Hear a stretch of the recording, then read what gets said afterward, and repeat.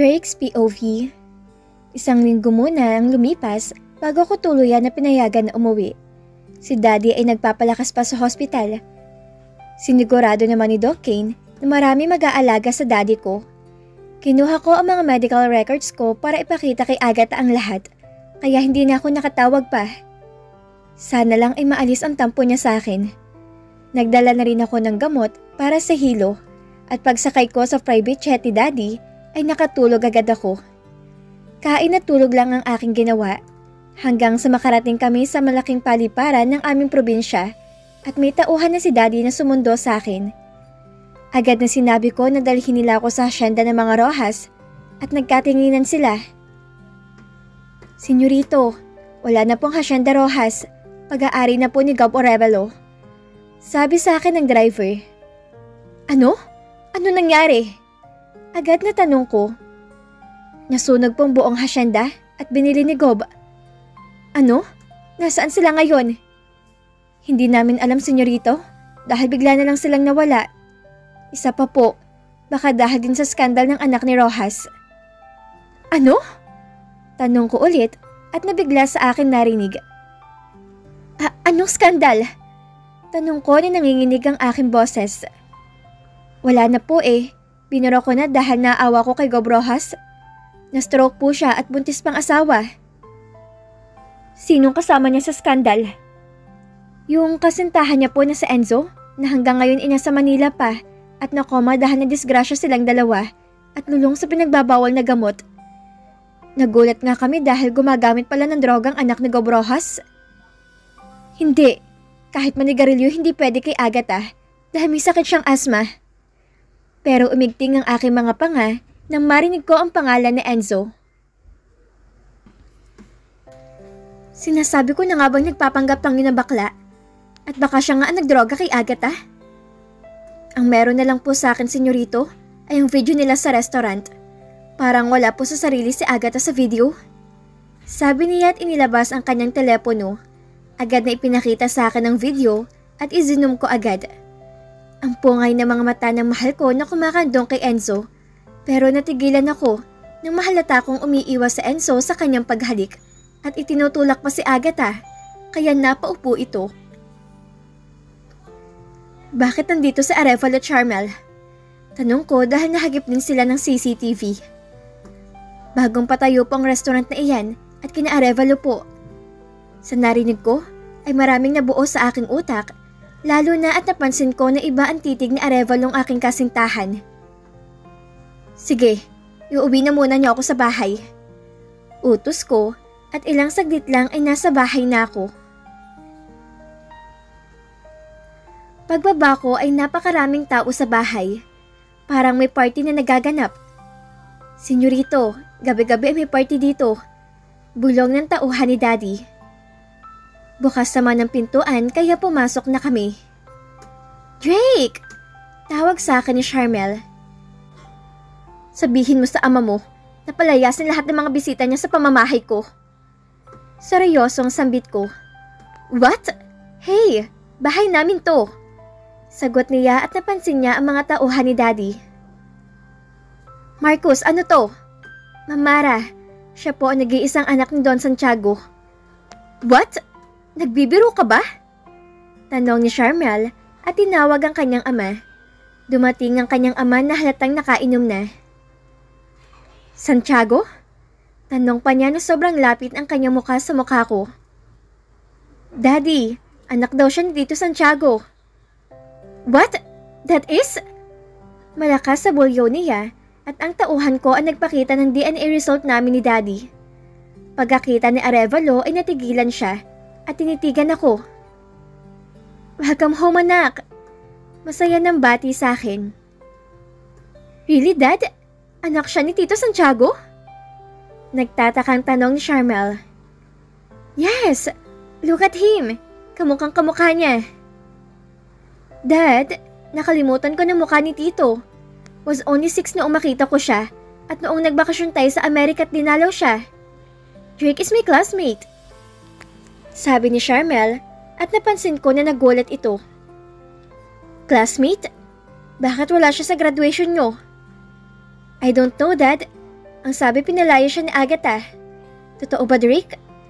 Tanong ni Charmel at tumango ako.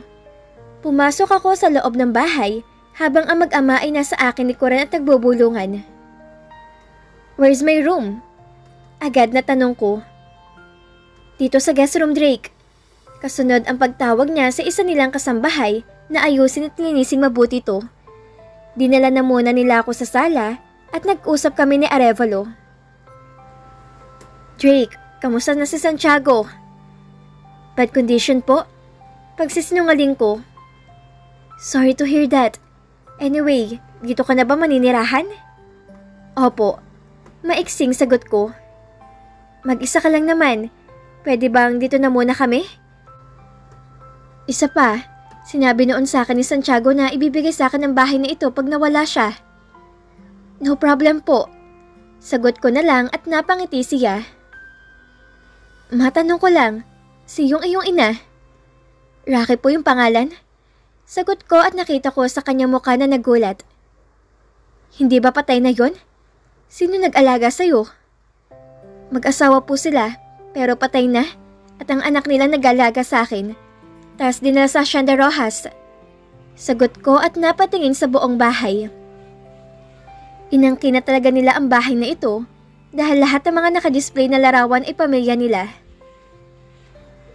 Paano mo nalaman na ama mo si Santiago at paano ka natunto ni Santiago? Tanong pa niya. May lumapit po sa akin. Toro daw ang pangalan. Tas pina-DNA po ako agad at dinala sa Amerika. Si Toro? Tanong niya na hatang pinipigilan ng galit. Nang makita mo si Santiago, may pinapirmahan ba sa'yo? Tanong niya at doon ako natigilan. Wala naman po. Agad na sagot ko at napangiti na siya at agad na nilagok ang laman ng baso na alak. Ang asawa niyo po. Agad na tanong ko. Nilayasan ako at kasama niya kanyang lalaki? Sagot niya na lumungkot ang kanyang mukha. Dumating si Charmel at agad na tumabi sa akin. Oh my God, Drake! Ilang taon tayo magkaklase. Tapos anak ka pala ni Tito Santiago? Tahimik lang ako sa sinabi ni Charmel. Pwede na ba ako magpahinga? Yeah, sure. Patapos na sila.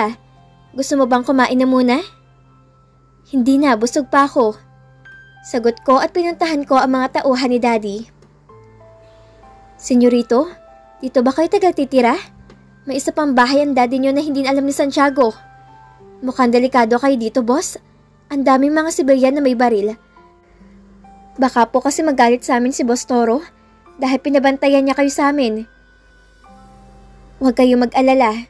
Kaya kong sarili ko. May gusto lang akong tuklasin. Sagot ko at pinaalis ko na sila. Pumasok ako ulit sa loob ng bahay at napansin ko ang masinsinang pag-uusap ng mag-ama. Pero na makita akong pumasok ay agad na tumayo si Charmel. Magpahinga na ako. Pakialis sa mga tao sa labas. Seryosong sabi ko dahil may mga babae silang mga kandong. Kahit nasa labas sila, ibinababoy nilang bahay ni Daddy. Pumasok na ako sa magiging kwarto ko, dalang aking maliit na maleta. Kumuha ko ng pamalit, naligo at pumunta na sa banyo. Mabilis lang ako naligo at pagkatapos ay uminom na ako ng aking natitira pang gamot. Nila kong mabuti ang pinto at naglagay ng hidden camera sa aking kwarto. Kailangan na malagyan ko ang bawat sulok ng bahay bago ko puntahan sina Inay sa bahay. Alam kong doon sila pumunta. May kumakatok sa pinto pero hindi na ako nag-abala pang tumayo at buksan ito. Iniisip ko ng aking kasintahan. Kamusta na kaya siya? Sa pagkawala ko ay maraming trahedya na dumating sa kanya. Wala akong pakaalam kung may skandal sila na Enzo. Minahal ko siya hindi dahil siya ay virgin noon. Minahal ko siya dahil yun ang nararamdaman ko sa kanya. Kinabukasan ay hindi na ako nag-abala pa na kumain. Tinawagan ko ang mga tauhan ni Daddy at may dala silang kakainin ko. Mahirap na. Sa tanong ni Arevalo kagabi, ay interesado siya sa kayamanan ng aking ama. Drake, gusto mo pala ng lugaw. Sana sinabi mo para yun ang pinaluto ko. Sabi ni Charmel na umupo sa akin tabi Naka-shirt na maigsi at nakasando lang na walang bra. Napatingin ako sa mga tauhan ni Daddy na tumalikod agad. Kahit kailan talagang Charmel na to? Siya nga pala, may restaurant ako. Gusto mong matry ang food doon? Next time na lang, Charmel. Pinatatawag ako ng attorney ni Daddy. May sasabihin daw siya sa akin na importanteng bagay. Pwedeng sumama? Tanong niya at pumayag ako. Mabilis siyang bumalik sa kwarto niya at pasimple ang mga tauhan ni Daddy na naglagay ng hidden camera sa lahat ng sulok ng bahay. Tulog pa naman sa Arevalo, kaya mabilis silang tinakpan ang mga CCTV ng bahay nila. Nang bumalik si Charmel ay patay mali siya lang ako. Ang sabi ni Doc Kane ay may pagkain na muna mabilis matunaw ang aking kakainin dahil nga binabawasan nilang intensis ko. Umalis na kami sa bahay nila at sa isang kumpanya ni Daddy kami tumuloy. Alam mo, may company rin kami at dati kina Agatha. Tapos balak ni Daddy na gawing Hacienda Arevalo ang kanilang hacienda dati. Tumingin lang ako sa kanya at hindi umimik. Marami siyang mga sinabi na hindi maganda kay Agatha. Kilala kong aking kasintahan. Pati tait-utot niya ay kabisado ko ng amoy. Kaya alam kong hindi magagawa ni Agatha ang lumandi sa mga lalaki na sinasabi niya. Nakarating kami sa kumpanya ni Daddy na paggawa ng mga sapatos at iba't ibang gamit sa pag-aaral. Agad kaming sinalubong ni attorney at naggulat siya nang kasama ko si Charmel. Miss Arevalo, bati ni attorney at malanding nakipagkamay ito. Napailing na lang ako. Sarili naman niyang kinikwento niya kanina. Pumasok kami isang kwarto at ang pinag-usapan lang namin ay ang tungkol sa pag-aaral ko ng kolehiyo. Bakit kasama si Agatha? Gulat na tanong ni Charmel. Pinag-aral ako ng daddy niya, kaya tumatanaw lang ako ng utang na loob. What? Pero hindi natin alam kung nasan sila. Ako nang bahala. Sagot ko. Attorney, pwedeng dyan na din ako mag-aral? Naku, Miss Arevalo, full ng school. May capacity sila na tatanggapin dahil private school to. 5 lang ang maximum ng isang kurso. Sagot ni attorney at natatawa ko. Ano? May school ba na ganun? Oo, yung papasukan ni Senyorito Drake. Walang nagawa si Charmel pero sinabi niya na mag-i-inquire daw siya. Nagkatinginan kami ni attorney at alam na niya ang kanyang gagawin. Umalis na kami sa kumpanya at ihahatid lang namin si Charmel sa bahay. Hindi ka na uuwi, Drake? No, hahanapin ko si Agatha. Sagot ko sabay sara ng pintuan at mabilis na pinausad agad ng driver ang sasakyan. Ay, salamat. Wala na maingay na babae. Sabi ni Kuya Rigor. Diretso na kami sa bahay ni Inay. Ipinikit ko na muna ang aking mga mata habang ang mga tauhan ni Daddy ang nakikinig sa mga nangyayari sa loob ng bahay na inaangkin na Arevalo.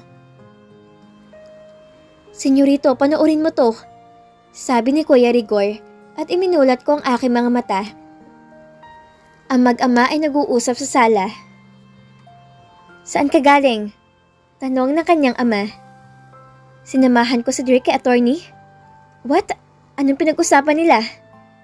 Tungkol lang sa pag-aaral ni Drake ng kolehiyo, Dad. Walang pinapirma? Wala, Dad. At inis na inis ako dahil hinahanap niya si Agatha dahil mag-aaral sila sa isang private school sa Manila.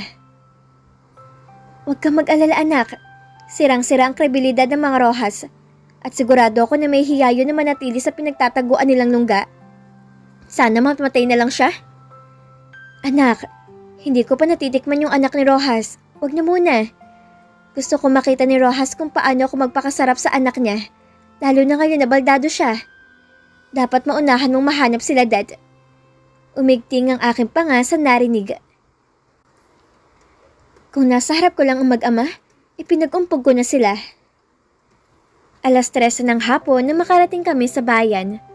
Bumaba na muna kami at ako na mismo ang bumili ng mga gulay, isda at karne na lulutuin namin para sa aming dinner. Siguradong magpapalipas pa kami ng gabi sa bahay. Dinamihan ko na para ibigay ko na rin sa kapitbahay. Pagkatapos naming namili, sumakay na agad kami sa sakyan. Ilang minuto lang ay nasa baryo na kami at itinuro ko ang bahay. Nakita ko agad ang sari-sari store, kaya napangiti na ako dahil nandito nga sila. Sunod-sunod na kaming bumaba sa sakyan at ang mga tauhan na ni Daddy ang bahay-bahay na pinamili namin. Ako naman ibinuhat ko na ang plastic at aking bag. "Nay! Love!" Tawag ko at sumilip si Inay. "Inay!" Tawag ko pero nagulat ako dahil pinagsarahan niya ako ng pintuan. "Nay, papasukin mo ako. Magpapaliwanag ako." "Hindi ko pa kayang tumayo na matagal. Baka matumba ako." Sabi ko at ilang saglit ay binuksan niya ang pintuan at ang bumungad sa akin ay si Itay na naka-wheelchair. Ngayon lang siyang tumingin sa akin na walang ngiti sa kanyang mga labi.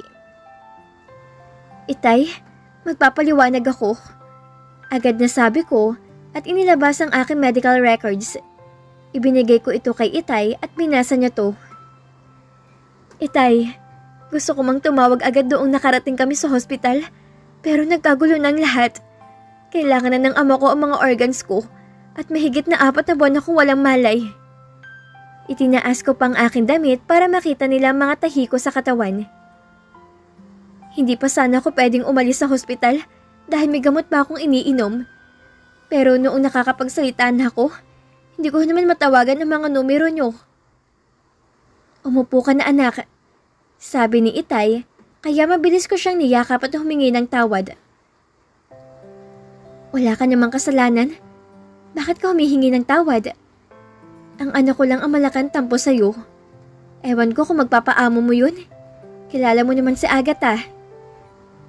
"Magpapaliwanag po ako, Tay. Nasaan po siya?" "Sumama kay na Samuel sa ilog." "Ano? Delikado doon." Sambit ko dahil nabigla ang aking tagiliran na biglang napaikot pa sana lumabas sa bahay. "Nagpunta naman sila kahapon anak at wala namang tulisan doon. Marami nga silang nahuling isda kaya bumalik sila kanina." Sabat ni Inay na halata ng kanyang tiyan.